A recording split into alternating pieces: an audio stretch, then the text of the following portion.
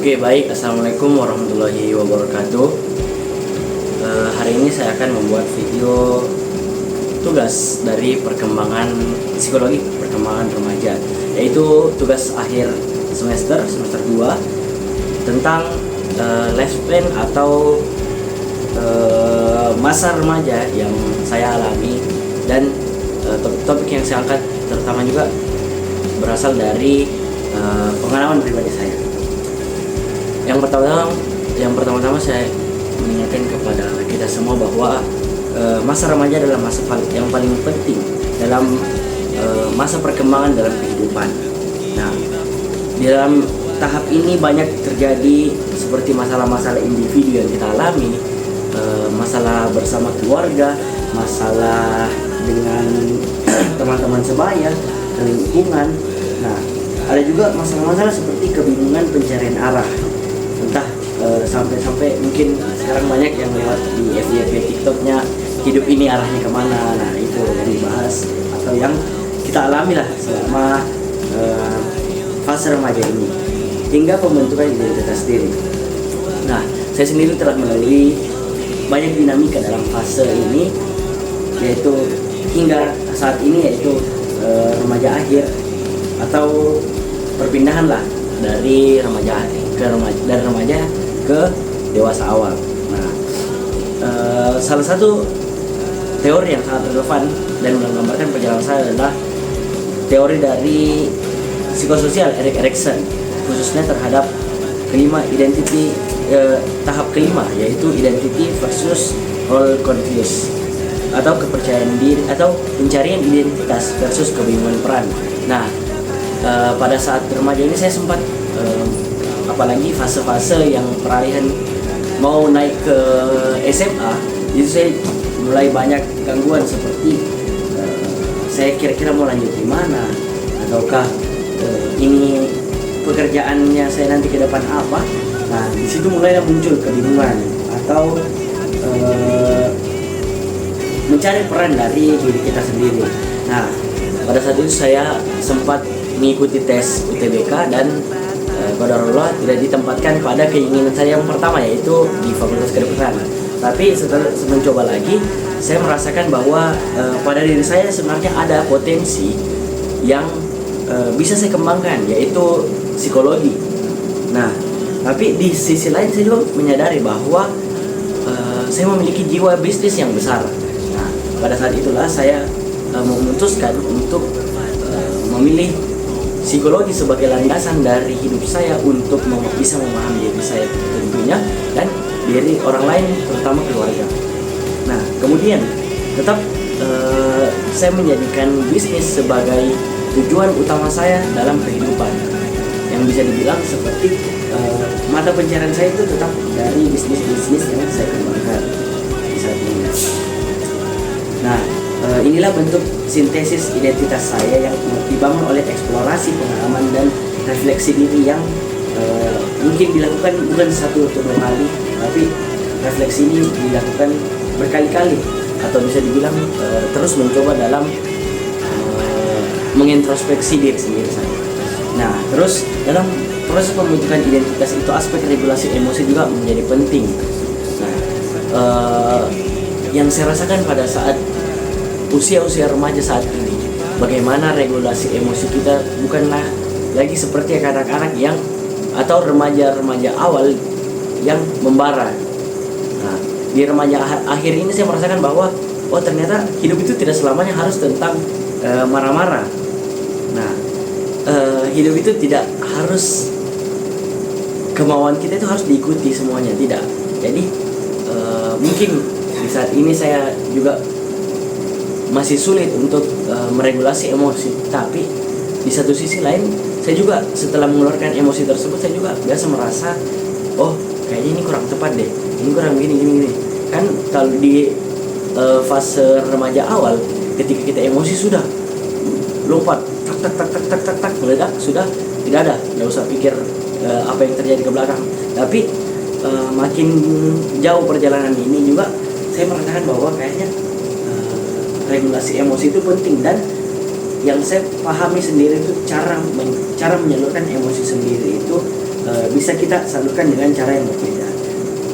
Nah, disinilah teori kecerdasan emosional yang menjadi relevan. Saya merasa telah mengemban komponen penting dari kecerdasan emosional, kesadaran diri, pengendalian diri, dari kecerdasan dan kemampuan untuk mengatur emosi dalam situasi sulit. Regulasi emosi ini tidak membuat saya hanya lebih tenang, juga membantu saya mengambil keputusan yang lebih rasional dan berempati ke orang lain. Nah, pada fase remaja ini juga saya mengalami beberapa perkembangan sosial yang mungkin bisa dibilang sangat meningkat lah, dikatakan meningkat, karena saya sadar bahwa orang sekitar kita juga perlu bahagia. Jika dulu saya mungkin cenderung merasakan kesenangan dalam suatu kelompok, misalnya dalam suatu circle, saya hanya pikir terus senang-senangnya, kita ke sini, kita ke sana. Nah, tapi semenjak jalannya dewasa ini, kita juga bagaimana kita memikirkan teman-teman. Mungkin dari yang bisa kita lihat itu yang relate seperti pembahasan yang ada di dalam tempat nongkrong atau gimana. Mungkin dengan umur yang semakin tua, kita juga makin mempertimbangkan bagaimana tentang kesejahteraan teman-teman kita, ataukah bagaimana tentang keberlangsungan hidup mereka. Nah, itu semua yang dibahas, bukan lagi sekedar nongkrong-nongkrong saja. Jadi disitulah mulai saya pikir bahwa ternyata perkembangan sosial yang saya alami itu sangat meningkat, apalagi rasa respect saya kepada orang-orang sekitar saya, yang bukan hanya di saat senang saja, tapi di saat sedih pula juga saya bisa memikirkan mereka. Oke. Terus selanjutnya dari aspek spiritual yang saya alami, itu ada perubahan juga seperti meningkatkan ibadah kepada Tuhan. Karena simpelnya begini, sebagai seorang laki-laki, tentunya laki-laki kan sebagai pemimpin lah di muka bumi. Nah, apalagi di umur yang seperti saat ini, makin dekat dengan yang namanya menjadi pemimpin keluarga. Jika saya berpikir, jika saya tidak memperbaiki diri saya dengan aspek spiritual yang saya miliki, bagaimana saya ingin membimbing keluarga saya ke depannya.